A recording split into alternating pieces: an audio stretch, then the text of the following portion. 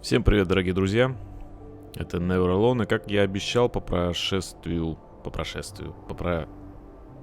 того, как пройдем игру, посмотрим экскурсы в культуру. 23 из 24 у меня разблокировано, один я не смог открыть. Ну давайте по очереди. Живой народ, живая культура.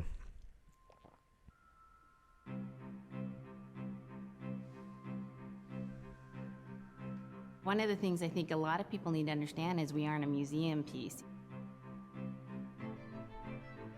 The Inupiaq people are a living people and a living culture. Even though we're in northern Alaska, which covers this vast area from Nome all the way over the Canadian border, is that there's this extreme value of interconnectedness and interdependence. It's a hunting society, a gathering society from thousands of years. This is what creates our culture.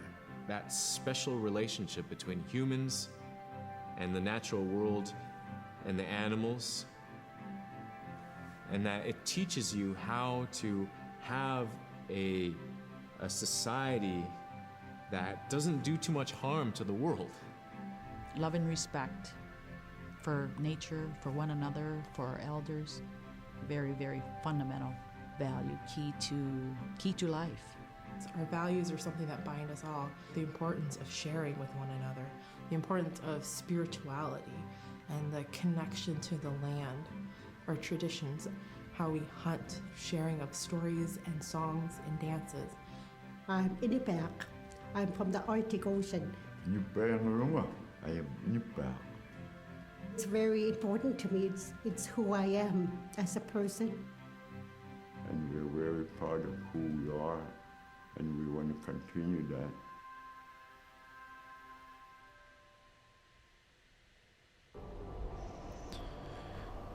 Хорошо бы послушать историю.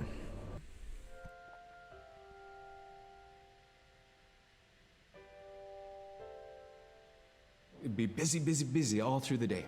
You get up and you just go right to work, right to work. There was always something to do. There was never any idle time. The only idle time we had was after we eat and before we go to bed. One of the older people would be relaxing, laying down there and saying, it'd be really nice to hear a story. And then just organically, someone would just start telling a story.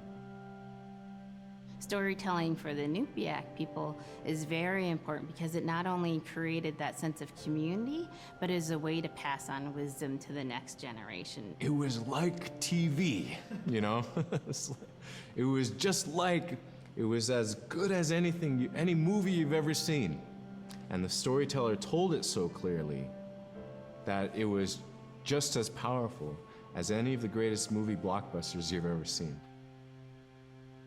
There was a reason behind the stories that we were told because they held traditional knowledge. They held things that we might need to know in life, whether it was about how to find food or how to survive, or it was about well-being and the importance of connecting with people and being a good member of the community. We all do stories. We all live in stories. We all tell stories to our friends. And they need to be told.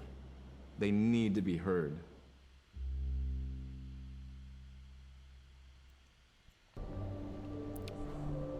Резьба на кости. So scrimshaw is this really beautiful method of art that's done either on baleen or ivory, and traditionally it was used to tell stories.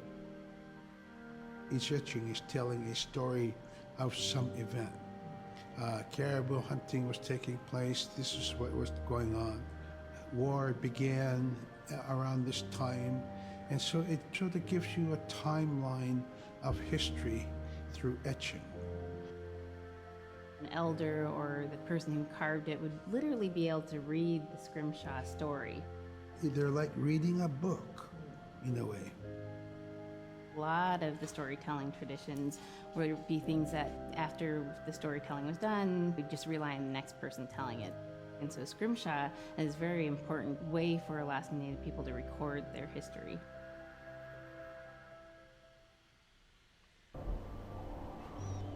Полярный писец.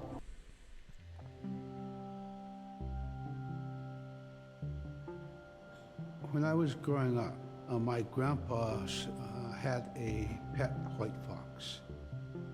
If you're a good friend with a fox, when there's danger abound, they try to keep you from getting into trouble. They pull tricks here and there, and foxes are like spoiled little kids in a way. When you let her out, she'd go prancing out in the snow, jumping in the air. I know she was happy then. Come running at me and jump on my chest, knock me backwards, lick my face, and I try not to let it. So that was my memory of my grandpa's pet fox. Олени Карибу и одежда.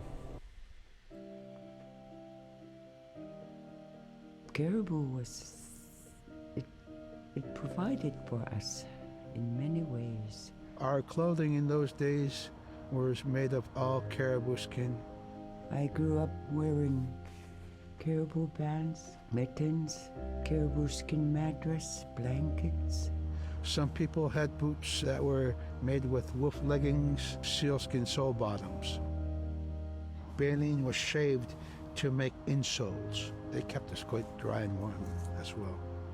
But the caribou skin clothing was the best. We would get as many yearlings as we could for our outer clothing. And for a heavy winter, we would get caribou in February or March because the hair was the longest and the skin was the thickest, and we would use those for our winter gear. With that stuff on, you could sleep outside in 50 below and it wouldn't bother you a bit.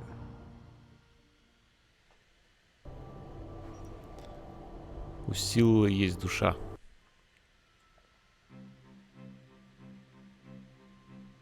Silla is the weather. It also means the atmosphere. Here's the nuna, or the land. And it's anything from the land into the moon, the sun, the stars. That's Silla. It's a very spiritual, and we have a relationship with Silla. Silla has a soul in the same way we do as people, in the same way animals do. I think spirit helpers in and of themselves are really about how we're connected with things. And so it may be that there is a spirit helper that shows themselves as a bird to show you the way home, or it may be a spirit helper that actually decides to show themselves with the face and body of a man instead of their animal form. And so I think one of the things that's hard to understand is that it's not one way of seeing things, it's one way of knowing you're connected to everything. We've always had that spirituality of everything around us. It's the interaction you have with the air you breathe, the ocean that you gather resources from, the rivers from which you gather fish, the tundra from which you pick berries, the animals that give themselves. It's all of that.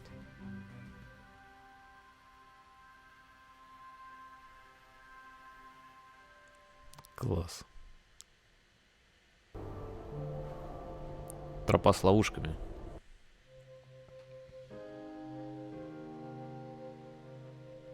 In the winter, when we were traveling, we didn't build sod houses, we built snow houses. In Canada, they call them igloo, but here in Alaska, we call them apuya. We'd do a day of travel, and then we'd make a apuya. The next day, my father would set traps, spend the day there, rest the dogs, give them something to eat, and then the following day, we continued to the next place. We'd go to my dad's sister, who had a house at Dubai. They had a small sod house over there. We didn't have to do anything. We just visit with them, and my dad and my sister were glad to see each other, and they'd talk away while us kids played outside or go to sleep. By the time we get back to our home, my father would leave us with our aunt or with my grandmother. And then he'd start on his trips and go check his trap line. We were not into 8 to 5 kind of time, you know. We're in a totally different kind. We're in ecological time.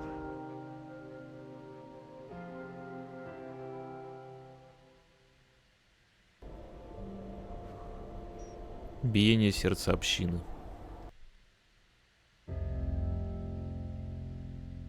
Drum is something that's common to all cultures in Alaska. All cultures have a drum that may have some stylistic differences or differences in the materials that it's made, but it's still in recognition of life and vitality. And the drum mirrors the heartbeat. And when you continue drumming soon, it will be in line with your heartbeat. Because that's what it's supposed to be, the heartbeat of the community, and it symbolizes vitality. And it's the most tremendous feeling to be in a room and to have one long row of all the drummers and to have that feeling of unity, everyone beating in harmony, the drum beat in unison. It's the most beautiful feeling. And to know that you're connected, you're on the land that you are connected to. And even if you grew up outside of the community, that which is in you comes from this area. And it's the greatest feeling.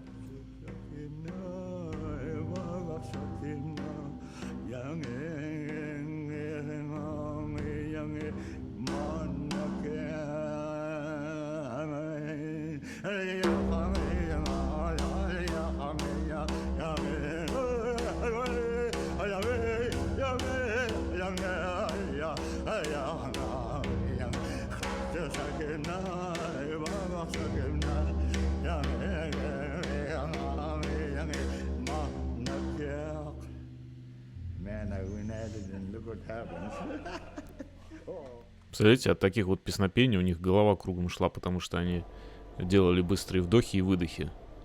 И это получалось как и вроде и в транс они входят, и голова начинает кружиться, и все что угодно может привидеться, действительно. Маленькие человечки.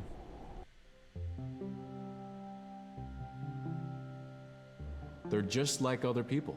They just happen to be very small and extremely strong. These are stories that are common throughout Alaska. It's normally that people are, the size from your elbow to the tips of your fingers, and they possess superhuman strength. So they may be tiny, but they can carry a whole caribou. And if you go up north and you talk to a number of the people in the community, they'll talk about having seen the little people. There's a place at home that we know, but we don't profess it to anybody.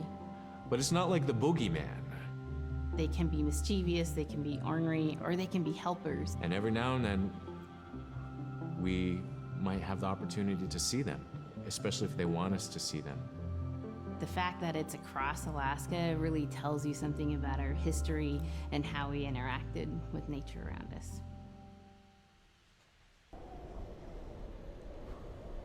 Бола.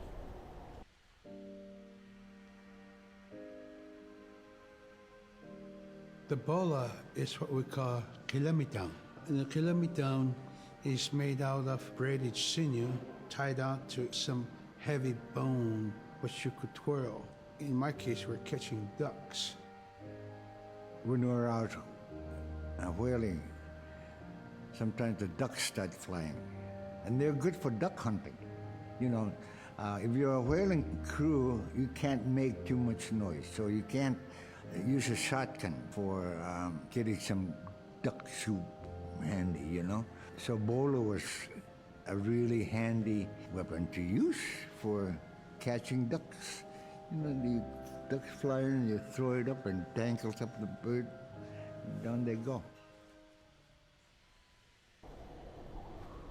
На мели.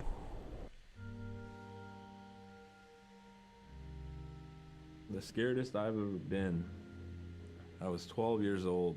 We floated out on a piece of ice while we were duck hunting. It was a bluebird day, just clear blue skies. And there was 3 of us, myself, my brother, and my dad.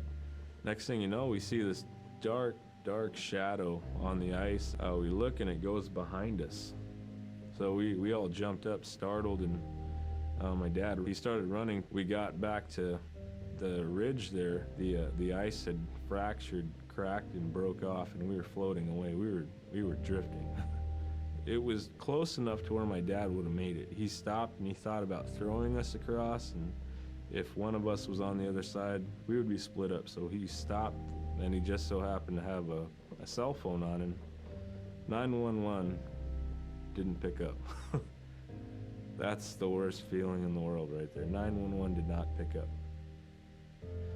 So he left a message because they record their calls. Once he had relayed that information, his cell phone died. That was the scariest moment I've ever had in my life. We were floating away and I thought we were left for dead. He kept calm during this situation. He's bringing out everything positive in this case. You know, I'm crying, my brother's freaking out.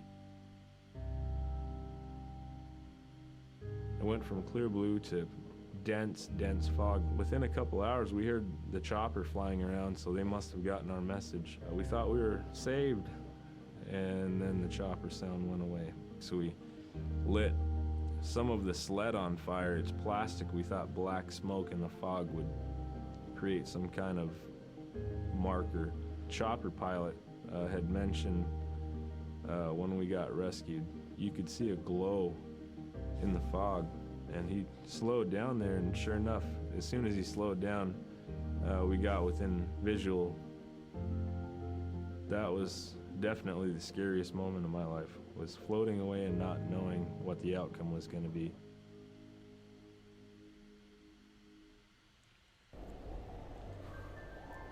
Толстого льда больше нет. We're very much aware of the climate change. And it's been for many years, even before climatologists were noticing this change, Inuit were already saying, Sila alangokto. Our climate is changing. If the heat is going the way it is right now, for us it's going to be pretty bad. Different birds are coming, and they're coming earlier, and sometimes rain is more than what we want, because when there's more rain, we know it's going to melt the permafrost. In my time as a young whaler, when I was 9 years old, we're hunting from ice that was about 25 feet thick. And there was giant icebergs already floating, coming by. That was the first signs of a changing climate. Ice that never broke before was now moving. Now, here it is 50 years later, we're hunting whale from ice that's 18 inches thick. There's no more thick ice. It's creating a malfunction in our whaling season, is what it is. Actually, more than that, all seasons in general. I think we are more scientists than more people will realize. We have more knowledge of those things than people will ever know. Это печально. Девочка и ее нанук. My brother was out seal hunting. He got attacked from behind and managed to grab his knife and save himself. When he came to realize, oh no, it's a mother. We've always known traditionally that we avoid killing a mother. It's always been sacred to us to protect them. He had to present himself to the council, and so he was given the job to mother the baby, and we kept it. It got so big, it went over the barricade one day and got to the dog food, and that was an indication that, oh, brother better go teach it how to survive on its own. So he did. I really got attached to the bear because I more or less grew up with it. And some days when brother took him walking, once in a great while he'd put me on the bear and I would ride on it like a horse. I was just happiest little girl in the world.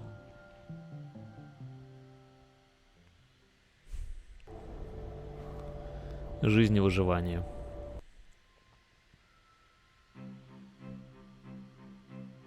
In You know, Arctic Alaska hunting is a really important part of life. It's not just about going and shooting something, it's about going and putting food on the table. But more importantly, you know, subsistence hunting isn't just about the insular family unit, it's about feeding the whole community. And I think that's one of the beautiful things about subsistence hunting in Alaska is that people go out and they'll go get, you know, fish, or they'll get a caribou, and they'll get, you know, seals and whales. And one of the first things they'll do is they'll say, oh, I need to take this to the elders.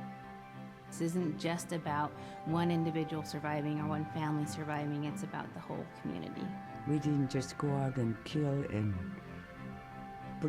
put in a freezer. It's like a ritual that I learned from my parents. It's all about relationship. I don't know. I think there's a lot of camaraderie involved, and just being out on the land or being out on the ocean. It's like getting back in tune. I'd rather be out there. To me, once I go out there, it's the world that I learn from. Все живое.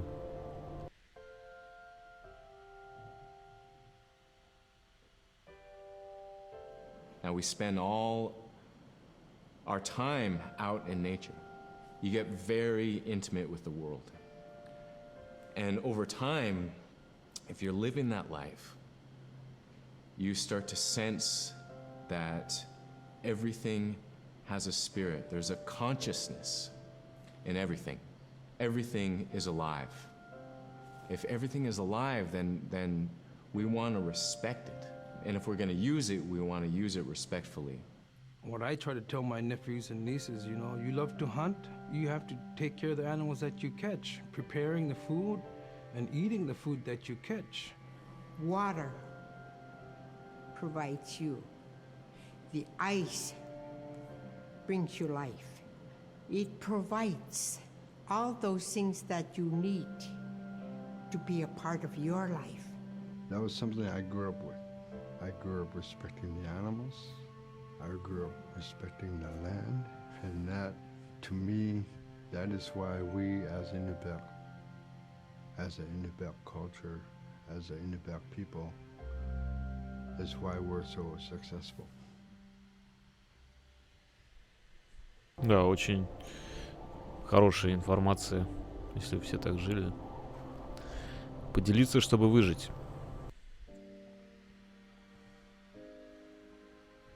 I think most central to the ideology of the Inupiat is the idea of sharing. Being able to feed the community, feed others. That's why we hunt. You know, in the old days, that's what you needed to survive, you know. The sharing is important because it's how the community survives together collectively. We just give.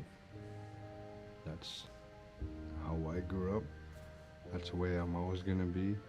Because of who we are, we always think about other people first. If our people didn't share in the old days, we wouldn't have survived in this harsh, climate, environment. Ну, это логично. Остров Кинг. Big Diamond, Little Diamond, and King Island. And in those three islands are the stepping stones to get to America. So King Island is this absolutely beautiful place off the coast of Alaska. And if you can imagine being on this really kind of rocky island that kind of shoots up from the water to these cliffs, and then all of a sudden you see these stilts, and then you look up and there are these houses. They were built on the cliff up high because of the ice. Being an island in the Bering Sea, you have ice that's being pushed by the winds onto the island. So it's going to pile up 50, 60 feet high. Structures are still there today, and people have returned to King Island. It's a growing community as the people return back to their island.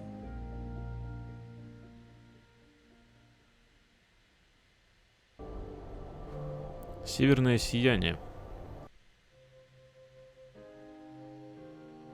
When I was young, my mom, whenever the Northern Lights came out, she just whistle. Boy, they come alive. Just keep whistling and that aurora will, just like, you know, you can almost hear it. And then she explained to me a little bit later that those are children, and children who've passed away when they were children. You don't want to draw them in too much, you know, is what she said, because then they could play football with your head, play Eskimo football, and that's what they want to do. They're always playing, those children up there. Don't play out without your hood on. If you don't have your hood on, the Aurora person is going to come down and chop your head off and play ball with your head. It wasn't like they were trying to do bad, you know, or it was like a scary story or anything like that. It was just, that's how it was, that's what it was. Забавная альтернатива этому волчку, который укусит за бочок. Шапку одень. Месяц ночи.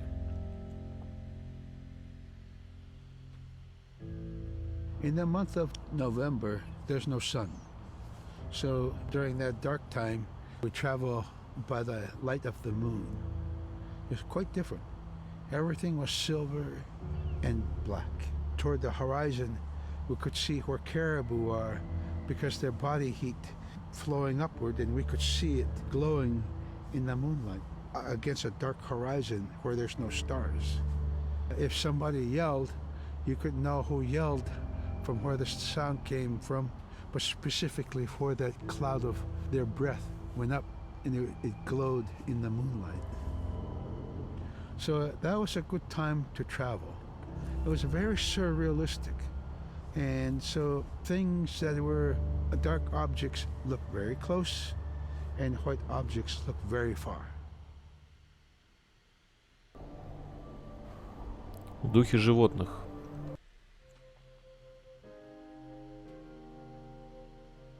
We're taught that there's no hierarchy. It's not everything else and then man, you know, humans on top, and they're separate from everything. We're taught that everything is equal, and that all the animals have a human form or can be seen in a human form. And so they have just as much or more intelligence. You know, in fact, have a lot to teach people. And so that's how these transformations can happen. It's if the animal wants you to see it in its human form. There's a story where a man comes up to an ice hole and then realizes there's another man in his parka that's got stuck in the net, you know, and is just stuck like that. Oh, can you let me out? Please help me, you know. And so then he lets the man out, but then realizes that was actually a seal. That was a seal man. And just because that seal wanted that help, that seal allowed itself to be seen in human form.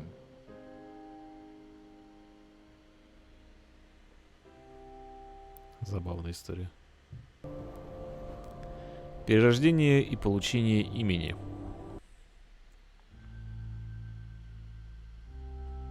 We have our Dimi, the body, which returns to Nuna, the earth.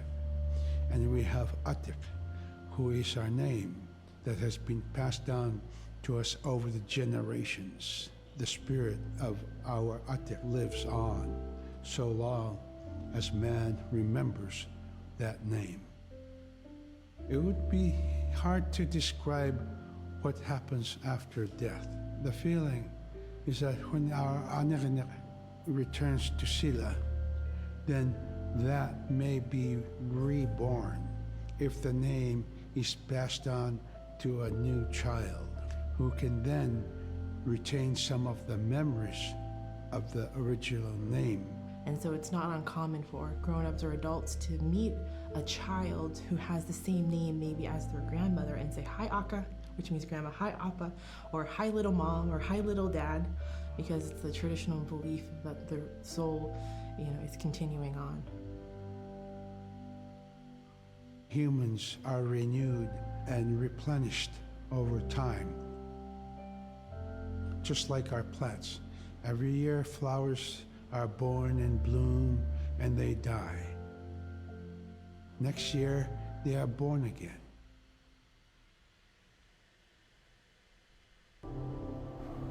Человека-убийца.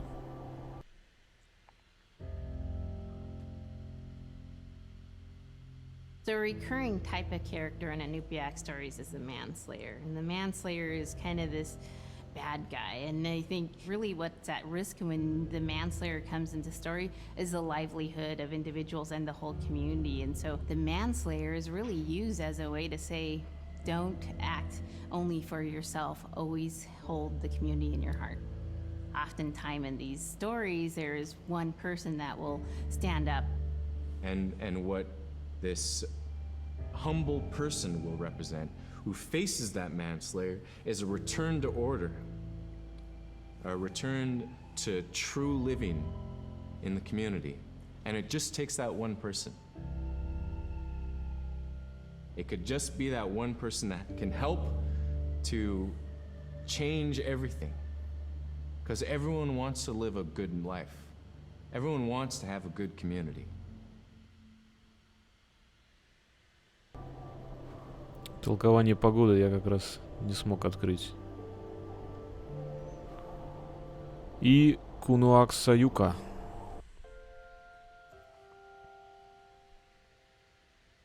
With the story of Kunuk Sayuka, told by Robert Cleveland, it's just a masterwork. It's a well-known story among the Inupiaq people, and in our case, of producing a video game that really reflects indigenous heritage. It captures the imagination, and it's something that you have a very specific kind of task to do.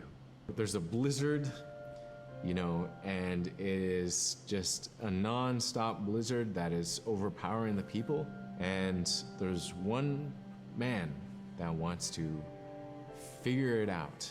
And in our case of the story, it's a girl that wants to find the source of that blizzard. The blizzard man, it's like that is the physical embodiment of an element of nature.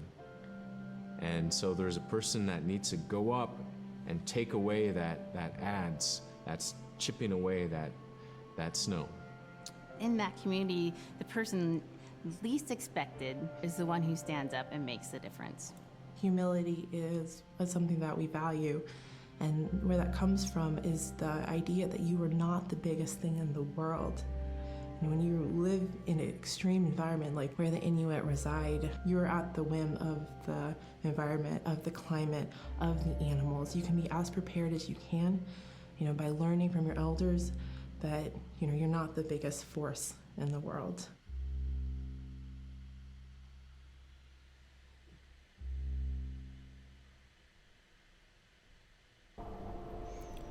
Вот такие вот экскурсы в культуру. Ну, жаль, конечно, что я не открыл толкование погоды. Ничего страшного. Вам спасибо, что смотрели. До новых встреч. Всем пока.